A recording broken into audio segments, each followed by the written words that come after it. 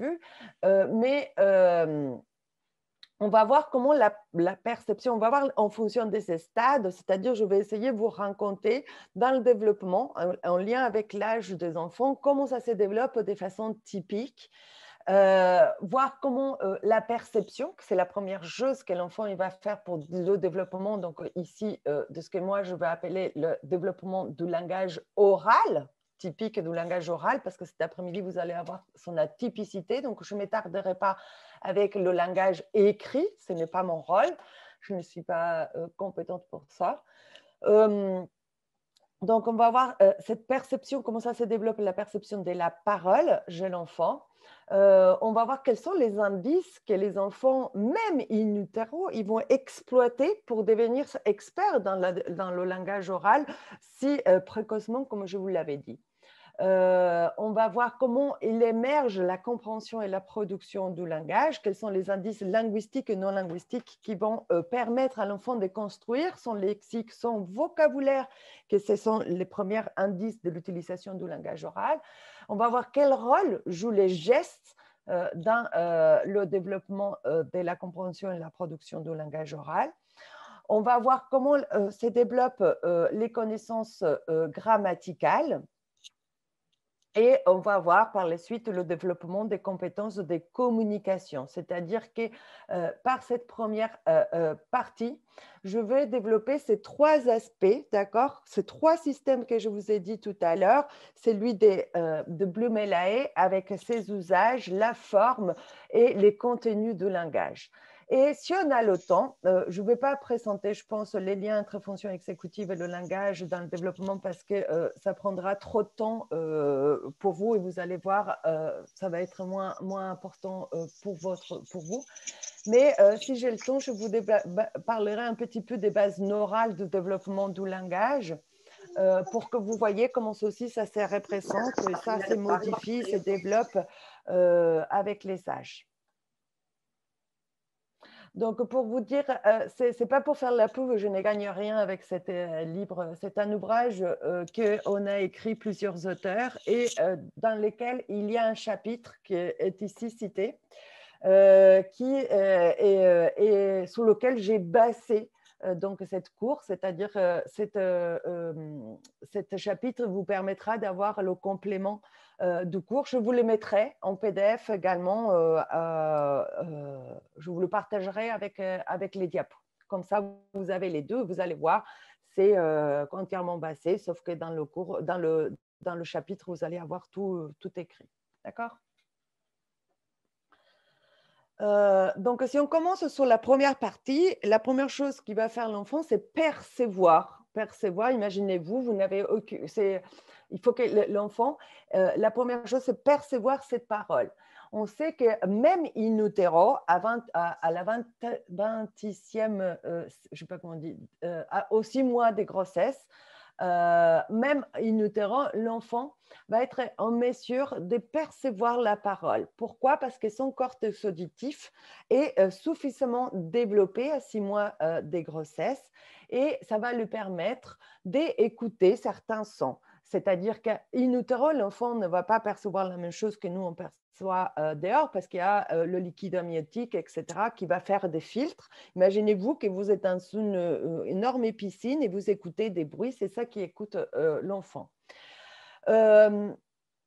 On a pu mesurer tout ce que ça se passe in utero avec différentes mesures, c'est-à-dire par exemple avec la variation de la fréquence cardiaque, des mouvements corporels. On peut aussi mesurer les réactions de l'enfant à des réponses à différentes stimulations sonores. Et on a pu identifier qu'à 32 semaines de gestation, l'enfant était en mesure de distinguer la voix de sa mère. C'est-à-dire qu'il va avoir une préférence par rapport à la voix de la mère, par rapport à celle des pères. C'est-à-dire que par familiarisation, on voit que dès qu'il a 26 semaines de gestation, il écoute avec une sorte de vibration. Il écoute constamment cette voix de la mère. Et donc, l'enfant, il est, même à la naissance, il a une préférence par cette voix de la mère. C'est-à-dire, vous voyez qu'on dit souvent, il est calmé quand la maman il parle, ben, et c'est normal parce que depuis 26 semaines de gestation, il écoute ses voix de façon constante. On a fait des études dans lesquelles on a entraîné le bébé in utero à écouter la voix du père de façon assez constante. On faisait parler les pères au bébé dans le ventre et on s'est aperçu que cette préférence pour la voix de la mère, elle disparaissait. C'est-à-dire que c'est un effet des fréquences que l'enfant était en mesure d'écouter, d'épandre, d'encoder en quelque sorte la parole de façon in utero. Donc là, qu'est-ce qu'il va écouter l'enfant in utero? Ce n'est pas la parole en tant que telle, encore une fois qu'on l'écoute, mais il va écouter des contours des paroles,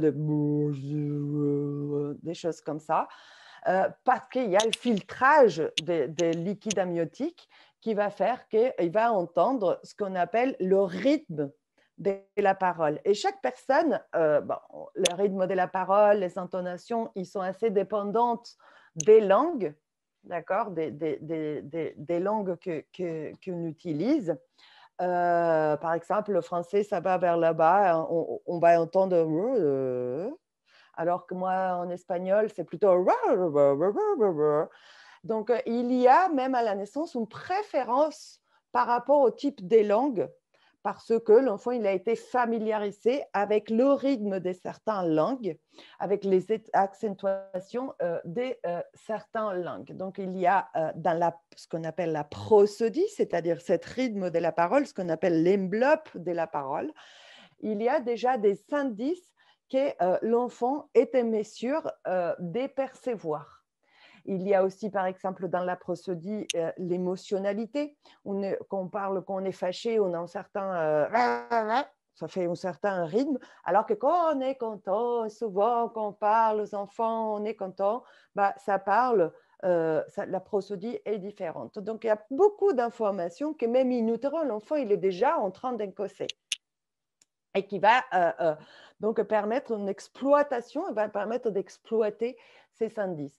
Donc, à la naissance, déjà, dès qu'il naît, ce n'est pas un miracle. Une fois il naît, il préfère sa langue. Pourquoi? Parce que déjà, in utero, il traitait cette langue.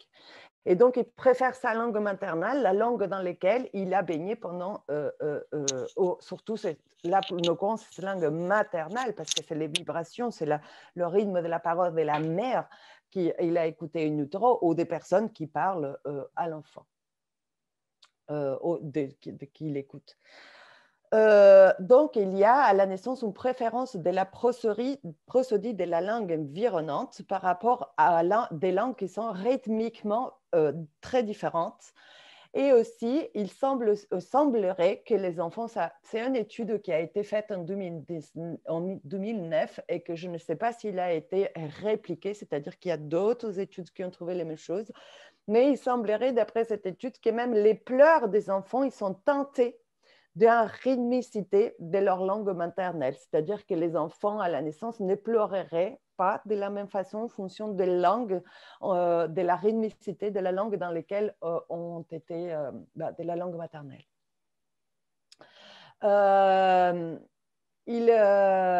Donc, l'information de la prosodie, c'est-à-dire du rythme de la parole, serait un indice qui est indispensable pour permettre à l'enfant d'extraire les régularités de sa langue et d'accéder à des habiletés de segmentation de la parole. On va voir que c'est un des plus gros problèmes pour l'enfant à résoudre, c'est la parole est continue, c'est-à-dire on ne fait pas des pauses comme par exemple dans l'écrit, on met des points, on met les virgules, elle est continue. Et le premier travail de l'enfant, et c'est lui de segmenter la parole pour être en mesure d'extraire des mots, pour pouvoir apprendre les mots.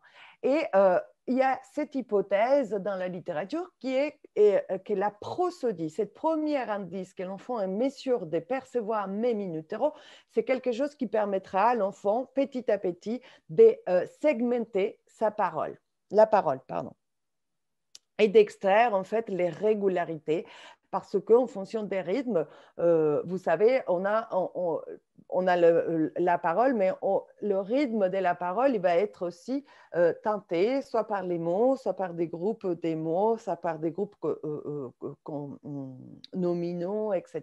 Et ça lui permettrait donc de commencer à extraire des informations qui ont du sens. Donc, d'entrer, en quelque sorte, dans le langage. Et donc, les permettrait de segmenter et d'extraire donc des indices un peu plus petits, donc ce qu'on appelle les indices phonétiques, c'est-à-dire d'aller dans les sons spécifiques. La prosodie, c'est quelque chose qu'on appelle suprasegmentaire, c'est-à-dire que c'est beaucoup plus gros, qu'on entend en sorte de c'est il nous permettra au fur et à mesure d'entrer à l'intérieur et que l'enfant puisse être en mesure d'enlever certains sons qui sont indispensables pour pouvoir commencer à décoder le langage et la parole de façon beaucoup plus fine.